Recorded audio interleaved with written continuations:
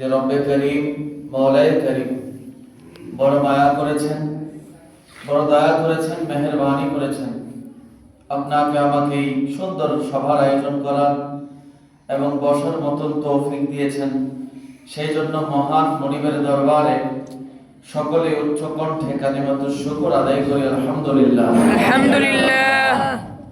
অসংখ্য অগণিত দরুদ ও সালাম সরওয়ারে কায়নাত দো জাহানের বাদশা রাহমাতুল লিল আলামিন শফিউল মুযনিবিন কঠিন হাসরের ময়দানে গুনাহগার উম্মতকে তরানে ওয়ালা বাঁচানে ওয়ালা নূর নবী হায়াতুন নবী রাহমাতুল লিল আলামিন নবীজির নূরানি কদম মোবারকে আল্লাহর হাবিব যেন আমাদের পক্ষ থেকে কবুল আর মঞ্জুর করেন। সকলেই বলুন আল্লাহুম্মা আমিন। সকলে উচ্চ কণ্ঠে বরগাহে রিসালাতে দরবারে মুস্তাফাতে সালাতু সালাম দুরুদ সালাম পেশ করি। আসসালাতু ওয়াসসালামু আলাইকা ইয়া রাসূলুল্লাহ।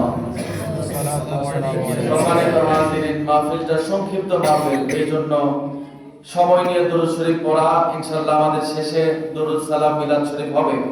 এই জন্য আর সময় নিচ্ছে না, আমি ভূমিকাতে সময় কাটাচ্ছি না। আমার পাঠ হলো পবিত্র কানজুল ইমান থেকে পবিত্র কোরআনুল কারীমের দুই একটা আয়াত অথবা সূরা নিয়ে আলোচনা করা, তাফসীর করা।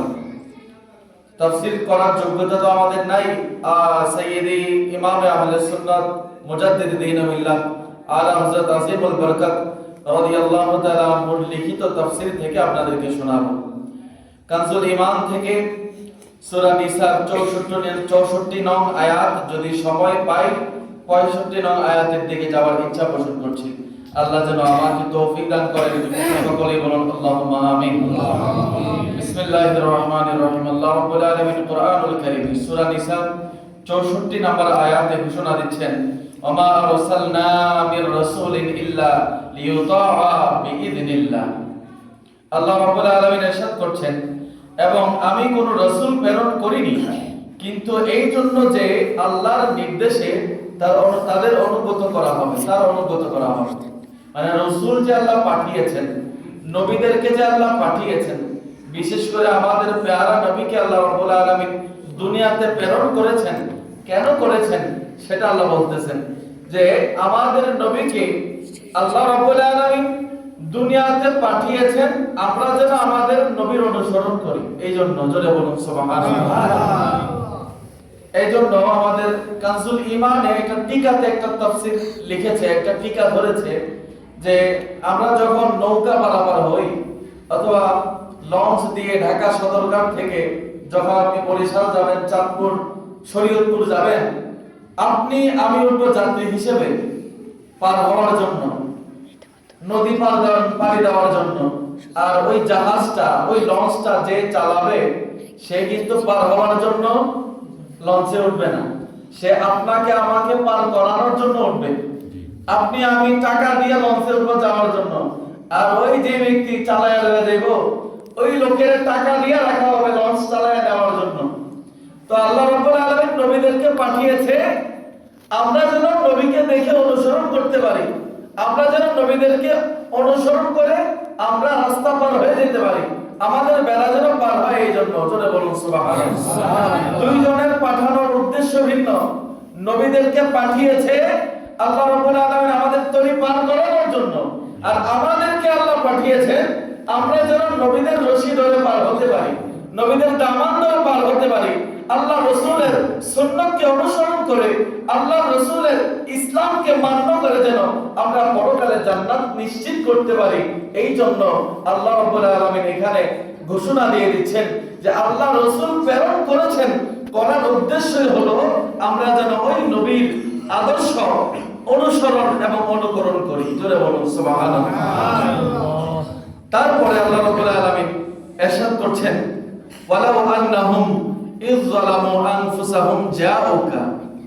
আল্লাহ রাব্বুল আলামিন ইরশাদ করছেন, এবং যদি কখনো তারা নিজেদের আত্মার প্রতি জুলুম করে, তারা বলতে আল্লাহর বান্দারা আমরা সবাই, আমরা যদি কোনোদিন আত্মার উপর জুলুম করি, আত্মার উপর জুলুম করা কি?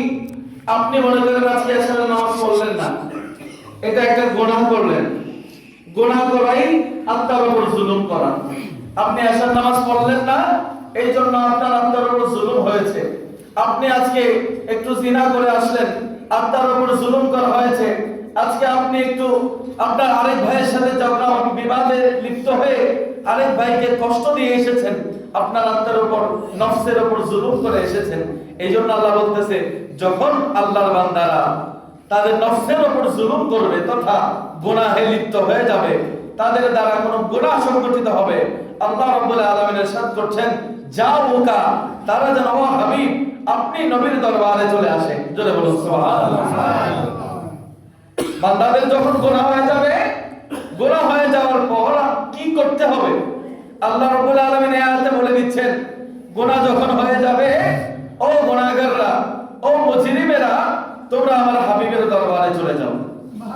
এবং হাবিবের দরবারে যাওয়ার পর তোমরা যদি ফাস্তাগফিরুল্লাহ, আল্লাহর কাছে তওবা করতে পারো, এবং নবীও যদি তোমাদের পক্ষ হয়ে আল্লাহর দরবারে সুপারিশ করেন, তাহলে আল্লাহ রাব্বুল আলামিনকে ওই গুনাহগার যে গুনাহ করার পর আল্লাহর হাবিবের দরবারে চলে গিয়েছে, আর আল্লাহর হাবিবের দরবারে গিয়ে গুনাহের জন্য অনুতপ্ত হয়েছে, আল্লাহর দরবারে ক্ষমা প্রার্থী হয়েছে, ওই ক্ষমা প্রার্থীর জন্য আল্লাহর হাবিবও সুপারিশ করেছে, তাহলে ওই ক্ষমা প্রার্থী যে গুনাহের জন্য আল্লাহর দরবারে মাফ চাচ্ছে, নবীর দরবারে যাইয়া আল্লাহ রাব্বুল আলামিন বলতেছে, ওই গুনাহগারটা আমি আল্লাহকে অতি দয়ালু এবং তওবা কবুলকারী হিসেবে পাবে। জোরে বলুন সুবহানাল্লাহ। তথা আল্লাহ রাব্বুল আলামিন বলে দিচ্ছেন যে আমরা যখন নফসের উপর জুলুম করব, গুনাহ করব, তখন আমাদের মাফ নেওয়ার, গুনার মাফ নেওয়ার সেন্টার হলো আপনার আমার নবীর দরবার। আমাদের নবীর দরবার কোথায়? জোরে বলেন না, আরো জোরে বলেন। মদিনা বলতে শান্তি লাগে। আল্লাহর হাবিবের আশিক যারা, আল্লাহর হাবিবের পাগল যারা, সদা সর্বদা কত উম্মতেরা কান্নাকাটি করে ওই মদিনা দেখার জন্য। কাশ আমাদের ভাগ্যেও যদি নসিব হতো মদিনা শরীফের জিয়ারত। আল্লাহ আমাদের সকলকে ওই মদিনার জিয়ারত কবুল করুক, আমাদের সকলের ভাগ্যে নসিব করুক। সকলে বলুন আল্লাহুম্মা আমিন।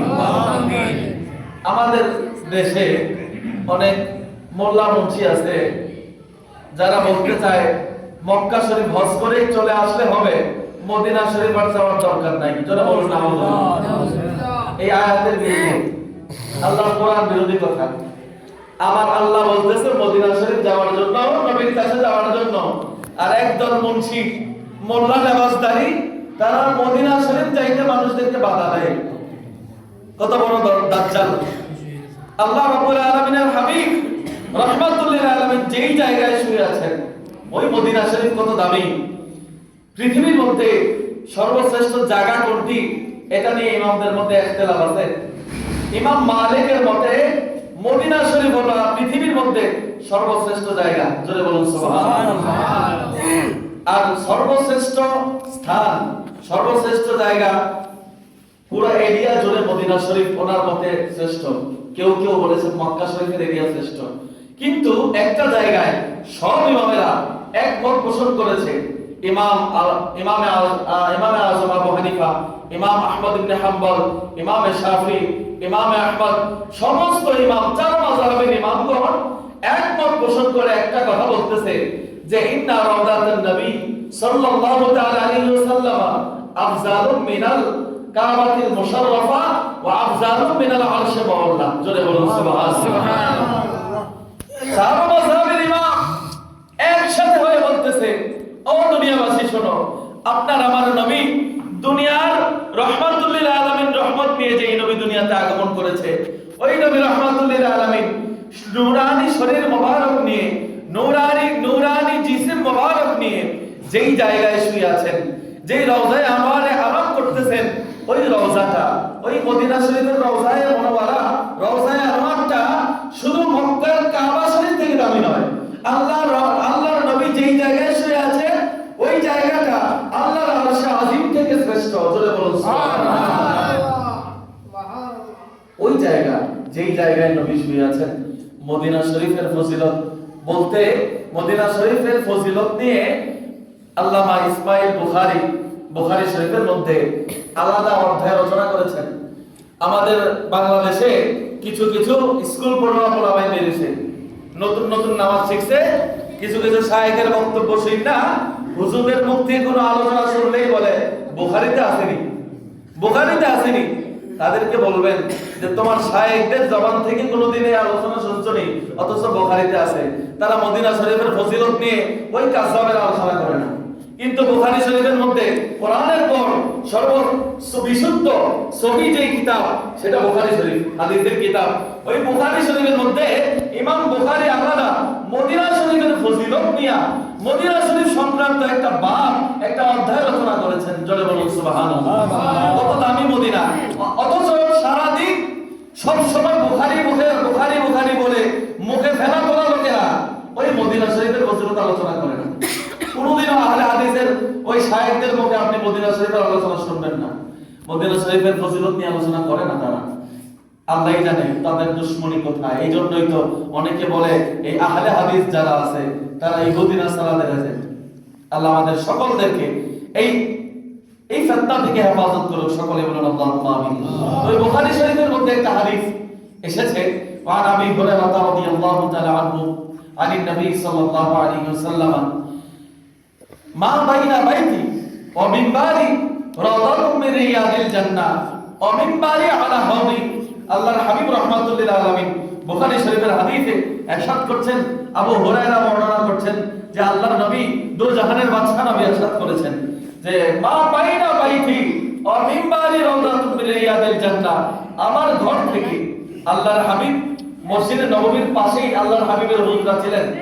এই হুজরা থেকে মসজিদে নববীর যে মিম্বর রয়েছে এই মিম্বর পর্যন্ত আল্লাহর হাবিব এলান করছে, মেরে ঘর से मेरे मिंबर तक এই দুনিয়া से किसी मामूली जगह नहीं, এই রিয়াজুল জান্নাহ है। আল্লাহর হাবিব ইরশাদ করছেন যে আল্লাহর হাবিবের ঘর থেকে মদিনা শরীফের মসজিদে নববীর যে মিম্বর, আল্লাহর হাবিবের ঘর থেকে মিম্বর পর্যন্ত এই জায়গাটা পৃথিবীর সাধারণ কোনো জায়গা না। এই জায়গাটা আল্লাহর জান্নাতের টুকরা থেকে একটা জান্নাতের বাগান। জোরে বলুন সুবহানাল্লাহ। এবং আল্লাহর হাবিবের মিম্বর শরীফ আল্লাহর হাবিবের হাউজের উপরে প্রতিষ্ঠিত। এই হাদিস একটু ব্যাখ্যা করি। আল্লাহর হাবিব পৃথিবীর মধ্যে হাজার কোটি কোটি মাইল জায়গা আছে, কোন জায়গাকে আল্লাহর হাবিব জান্নাত বলেন নাই। আল্লাহর হাবিবের মিম্বর থেকে ঘর পর্যন্ত এই সামান্য জায়গাটা রিয়াজুল জান্নাহ এখনো মদিনাতে আছে। যারা মদিনাতে যায় তারা গিয়ে ওইখানে রিয়াজুল জান্নাতে 2 রাকাত নামাজ পড়ার সুযোগ পায় এবং পরে জিয়ারতের পরে, ঠিক না? আমাদের হুজুররা উমরা করে এসেছেন, নিজের চোখে দেখে এসেছেন, পড়ে এসেছেন নামাজ। কাশ আল্লাহ রাব্বুল আলামিন আমাদের সকলের ভাগ্যে নসিব করুন। সকলে বলুন আল্লাহুম্মা আমিন। ওই রিয়াজুল জান্নাহ কেন রিয়াজুল জান্নাহ হলো? পৃথিবীর কত জায়গা আছে, মক্কার কোন জায়গাকে আল্লাহর হাবিব জান্নাত ঘোষণা দেন নাই। মদিনার ওই নির্দিষ্ট এই জায়গাটাই কেন আল্লাহর হাবিব জান্নাত ঘোষণা দিলেন? কারণ হলো আল্লাহর হাবিব ফজরে একবার, যোহরে একবার, আসরে এশাতে প্রত্যেক নামাজে আল্লাহর হাবিবের ঘর থেকে মিম্বর পর্যন্ত হেঁটে হেঁটে যাইতেন। ঘর থেকে মিম্বরে যাইতেন, নামাজ শেষ আবার ঘরে আসতেন। ঘর থেকে মিম্বরে যাইতেন, নামাজ শেষ আবার ঘরে আসতেন।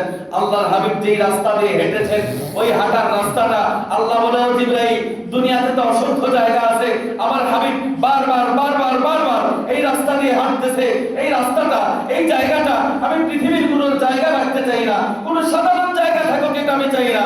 আমি আল্লাহ চাই, ও জিবরাইল আমার হাবিবকে এলান করে দাও, আমার হাবিবের জবানে বলে দিতে বলো এই জায়গাটা আমি আল্লাহ রাব্বুল আলামিন নবীর কদম মোবারক পড়ার বদৌলতে এই জায়গাটাকে রিয়াজুল জান্নাহ হিসেবে ঘোষণা দিলাম। জোরে বলুন সুবহানাল্লাহ। আল্লাহর হাবিবের কদমের বদৌলতে, আল্লাহর হাবিবের কদম মোবারক লেগেই তো মদিনা হয়েছে। মদিনা তো মদিনা ছিল না, মদিনা ছিল ইয়াসরিব। ওই মদিনা হয়েছে আল্লাহর হাবিবের কদমের বদৌলতে, কদম মোবারকের সদকায়।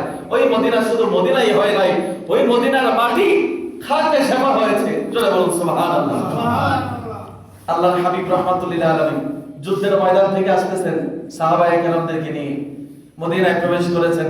মদিনায় প্রবেশ করার পর ধুলাবালিতে যখন ঘোড়া চড়ে, ধুলবালি উড়ে না, এই রাস্তা দিয়ে যখন গাড়ি যায় একটু স্পিডে, রাস্তার পাশে জমে থাকা ধুলগুলি উঠতে শুরু করে। তো আমরা যখন এই সময় রাস্তায় থাকি, নাকটা একটু ঢেকে ফেলি যেন ধুলা থেকে বাঁচতে পারি। তো আল্লাহর হাবিব সাহাবায়ে কেরাম মদিনাতে প্রবেশ করেছেন। ঘোড়ার পায়ের ঝলকানিতে মদিনার ধুলাবালি উঠতে শুরু করেছে। সাহাবায়ে কেরাম ধুলা থেকে বাঁচানোর জন্য পিছন থেকে পাগড়ির কাপড়টা টেনে এনে মুখটা ঢাকতে চাইলেন। আল্লাহর হাবিব ডাক দিয়ে বলে, ও আমার সাহাবায়ে কেরাম, তোমরা কি জানো এটা কোন জায়গা? এটা মদিনা শরীফ। যেই মদিনাতে আল্লাহর হাবিবের কদম মোবারক লেগেছে, ওই মদিনার মাটি কেমন দামি হয়েছে শুনেন। আল্লাহর হাবিব বলতেছে, ও আমার সাহাবায়ে কেরাম, পৃথিবীর সমস্ত জায়গার ধুলাবালিগুলি রোগের কারণ হয়, অ্যালার্জির কারণ হয়, কারো কারো ধুলাবালিতে গেলে ঠান্ডা লেগে যায়, হাঁচি এসে যায়। আর মদিনা শরীফে আল্লাহর হাবিব এলান দিচ্ছেন, ও আমার সাহাবায়ে কেরাম, পৃথিবীর সমস্ত জায়গার ধুলাবালিগুলি স্বাস্থ্যের জন্য ক্ষতিকর, কিন্তু মদিনা শরীফের ধুলাবালি এগুলি স্বাস্থ্যের জন্য ক্ষতিকর নয়, এগুলি রোগের জন্য শেফা। জোরে বলুন সুবহানাল্লাহ। রোগ থাকলে সেরে যাবে। আর আমাদের বাংলাদেশের ধুলাবালি লাগলে রোগ হবে, মদিনা শরীফের ধুলাবালি লাগলে রোগ সারবে। এই জন্য আল্লাহর হাবিবের ওই মদিনার শান নিয়ে একজন বাংলা কবি খুব সুন্দর করে বলতেছে যে, জান্নাতের বাগান তোমায় নবী বলেছেন, খাকে শেফার অধিকারী তোমায় করেছেন। জান্নাতের বাগান তোমায় নবী বলেছেন, খাকে শেফার অধিকারী তোমায় করেছেন। তোমার বুকে প্রবাহিত নূরের ঝরনা, সব ভুলিব কিন্তু তোমায় বলতে পারি না। সোনার মদিনা আমার প্রাণের মদিনা, সোনার মদিনা আমার প্রাণের মদিনা, সব ভুলিব কিন্তু তোমায় বলতে পারি না। আরশ আল্লাহর চেয়ে দামি তুমি হও, খোদার সৃষ্টিতে তুমি শ্রেষ্ঠ ভূমি হও। আরশ আল্লাহর চেয়ে দামি তুমি হও, খোদার সৃষ্টিতে তুমি শ্রেষ্ঠ ভূমি হও।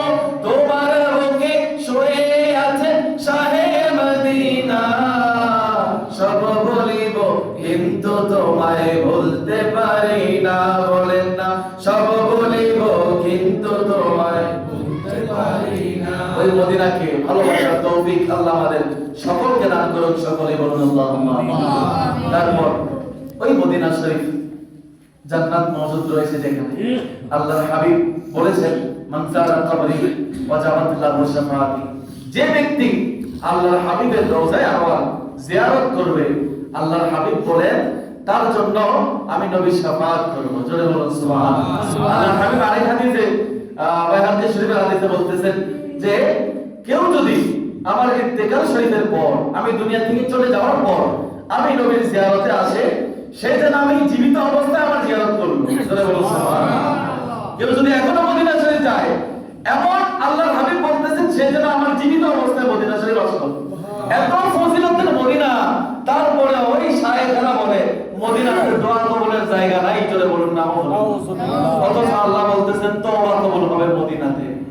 হায় হায় হায়, ওই মদিনা শরীফ আল্লাহর হাবিব তো আরো বলেছেন যে, যে ব্যক্তি হজ করলো কিন্তু আমি নবী মদিনার জিয়ারতে আসলো না, আমি নবীর জিয়ারতে আসলো না, সে ব্যক্তি অসৌজন্য, নবীর প্রতি অসৌজন্যমূলক আচরণ করলো, জুলুম করলো। জোরে বলুন নাউজুবিল্লাহ। কেউ যদি হজ করে কোটি কোটি টাকা লাগাইয়া 7 টাকা খরচ করে হজ করে মক্কা থেকে চলে আসলো, মনে করেন নবীর উপর জুলুম হইল, নবীর উপরে কষ্ট দিল, তার হজ কোনোদিন হওয়ার সম্ভাবনা আছে নাকি? এই জন্য হজ করার পর মুসলমানের দায়িত্ব এবং কর্তব্য, মহব্বতের ইজহার হলো আল্লাহর হাবিবের মদিনাতে যাওয়া। জোরে বলুন সুবহানাল্লাহ। আর মদিনা যাওয়া হজের অংশ, এই জন্য আল্লাহ রাখেন নাই। যদি মদিনা যাওয়া ফরজ করত, অনেক বেয়াদব যারা নবী তাজিম করতে জানে না, তারাও বাধ্য হয়ে যাইতে হইতো। আল্লাহ চায় কোন বেয়াদব যেন মদিনায় না যায়, কোন মুস্তাহে রাসূল যেন মদিনায় না যাইতে পারে। এই জন্য তাদেরকে আলাদাই করে দিয়েছে, যাও তোদের মদিনাতে আসার দরকার নাই। আমার হাবিব যেখানে এসেছে, আমার হাবিব যেখানে শুয়ে আছে, এখানে আমার হাবিবের আশিকরা আসবে, আমার নবীকে সালাম দেবে, আমার নবীর জিয়ারত করবে, তাদের আত্মার প্রশান্তি মিলবে। ঠিক না ভাই? এই জন্য আশিক রাসূল যারা আছে, তারা মদিনায় গেলে অন্তরের প্রশান্তি মিলে, চোখের পানি অঝর নয়নে ঝরতে থাকে। আশিক রাসূল মদিনা শরীফ যাওয়ার পর নবীজির রওজার সামনে দিয়ে যখন আমার হুজুররা রেখে গেছে, আল্লাহর কসম এই আশিক রাসূলরা চোখের পানি ধরে রাখতে পারে না আল্লাহর হাবিবের রওজার সামনে। তা আল্লাহ রাব্বুল আলামিন আমাদের সকলকে ওই নবীজির নূরানি মদিনা শরীফের জিয়ারত আমাদের ভাগ্যে নসিব করুন। সকলে বলুন আল্লাহুম্মা আমিন। আরেক শায়েখ খুব সুন্দর করে বলেছেন যে हमने माना कि जन्नत बहुत है हंसी छोड़कर हम मदीने न जाए कहीं यूं तो जन्नत में सब है मदीना नहीं यूं तो जन्नत में सब है मदीना नहीं और जन्नत मदीने में मौजूद है हमने आंखों से देखा नहीं है मगर उनकी तस्वीर सीने में मौजूद है। शायर বলতেছেন যে মদিনা শরীফ জান্নাত অনেক সুন্দর জানি, জান্নাত অনেক সুন্দর মানি, কিন্তু মদিনা শরীফ কেউ ছেড়ে আসতে চাইবে না। কেন? জান্নাতে এত ফল ফলাদি আছে, এত নাজ নিয়ামত আছে, খুব সুন্দর জান্নাত, কিন্তু জান্নাতের মধ্যে মদিনা নাই। কিন্তু আল্লাহর হাবিবের মদিনাতে আল্লাহর জান্নাত মওজুদ রয়েছে। এজন্য বলুন সুবহানাল্লাহ। ওই যে হাদিস শরীফ আপনাদেরকে শুনিয়েছি যে মা বাইনা বাইতি ওয়া মিনবারি রাউদাতুম মিন রিয়াদিল জান্নাহ।